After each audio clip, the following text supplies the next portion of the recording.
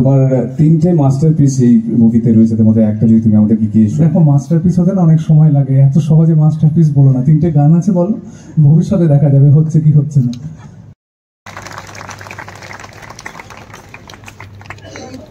প্রথমেই তোমায় বলবো অনেক অনেক ধন্যবাদ, তুমি তোমার সময় বার করে আজকে এখানে এসেছো, উপস্থিত হতে। এটা শুধু এই মঞ্চের জন্য নয়, এখানে যারা বসে আছে সকলের জন্য বিশাল বড় পাওনা।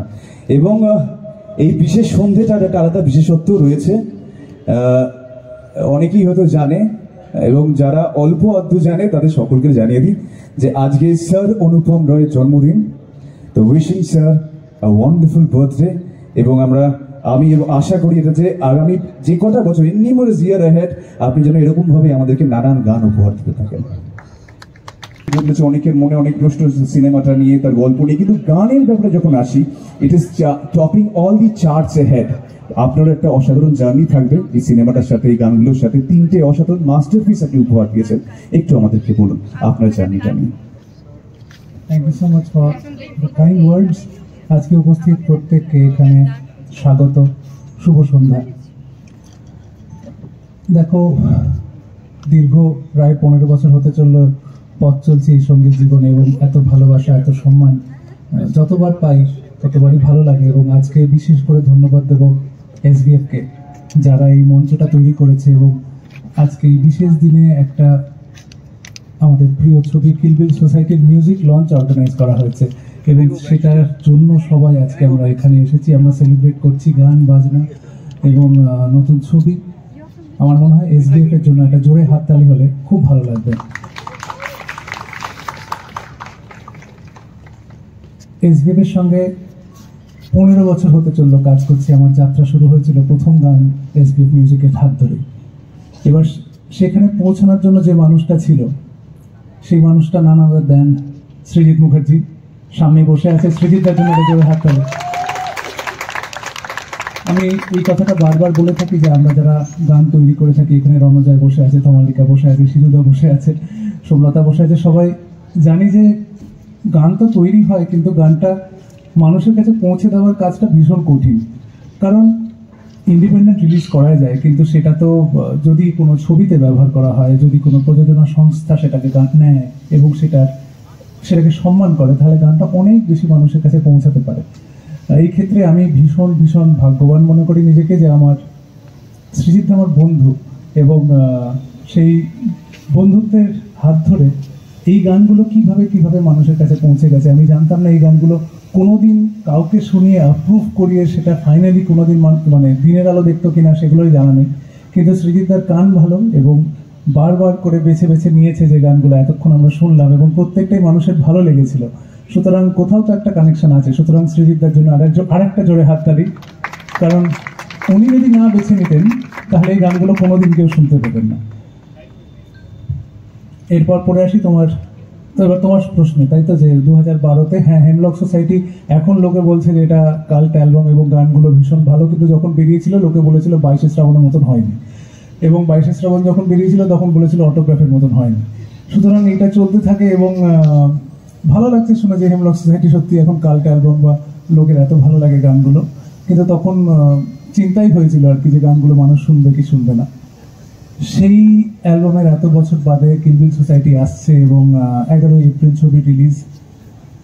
সেখানে আবার কিছু গান তৈরি করার সুযোগ, সেগুলো সবে যাত্রা শুরু করেছে। জানি না মানুষের কেমন লাগবে, এখনো ভয় হয়, এখনো মনে হয় যে ভালো লাগবে তো, আগের মতো লাগবে না, আবার নতুন রকম করে ভালো লাগবে, বা একদমই ভালো লাগবে না।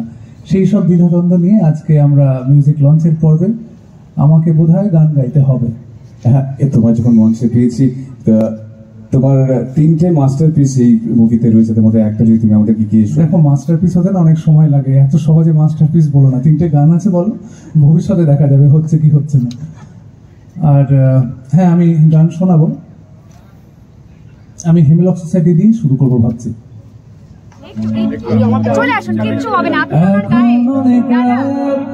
তোমার কাঁধে আমার নিঃশ্বাস, আমি বেঁচে আছি তোমার ভালোবাসা, আমায় দুহাত দিয়ে মুছতে দিও প্লিজ। আজকে আমরা এখানে হাওড়ায় মিউজিক লঞ্চ করছি। আমার মনে পড়ে যাচ্ছে আজকে 13 বছর আগে হেমলক সোসাইটির মিউজিক লঞ্চ হয়েছিল বাইপাসের ধারে। আমরা জানি না কতজন তোমরা ছিলে সেই সময়, শ্রীদা ছিল। এবং যখন হেমলক সোসাইটির মিউজিক লঞ্চ হচ্ছে আর কি, বাইপাসের ধারে হাইল্যান্ড পার্কের সামনে হচ্ছিল ওই জায়গাটাতে, এবং সেই মঞ্চে শ্রেয়া ঘোষালও ছিল। এবং এটা আমাদের পরম পাওনা যে এই তো আমি চাই গানটা যখন শ্রেয়া গেয়েছিল আর কি, সেটার মিউজিক লঞ্চে এখন আমরা ভাবতেও পারবো না, it is beyond our imagination যে হাইল্যান্ড পার্কের সামনে শ্রেয়া ঘোষাল গান গাইছে মঞ্চে, কিন্তু সেই সময় সেটা সম্ভব হয়েছিল। তাই thank you so much, thank you. আমরা আর নস্টালজিক না হয়ে পরের গানে যাব। দেশের বাসনা দানা ধরা কেন বলো, দিন যাবে বিরহে মৌমাছিরা বলে গেল।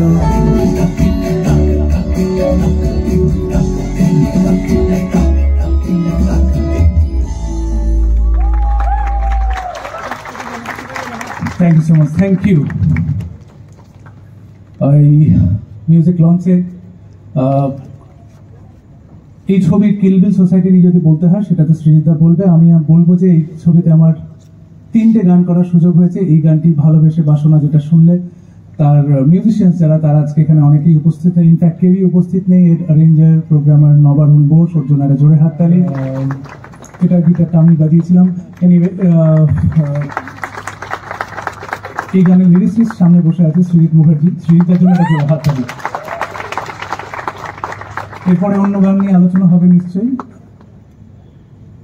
একদম প্রথমে তো একবার এই যে হাততালিটা ব্যবহার করছিল, একটু জোরে হোক স্যারের জন্য। তো অনেক গান আপনার উপস্থিতি আর গাওয়া নেই তুমি আগের মতো। এই গানটা আমি জানি না আজ সকাল থেকে আমি কতবার শুনে নিয়েছি। Someone who is not just a singer but also a tremendous performer, an asset to the Indian and Bengali music. Let's welcome on stage Somlata Acharya Chaudhary.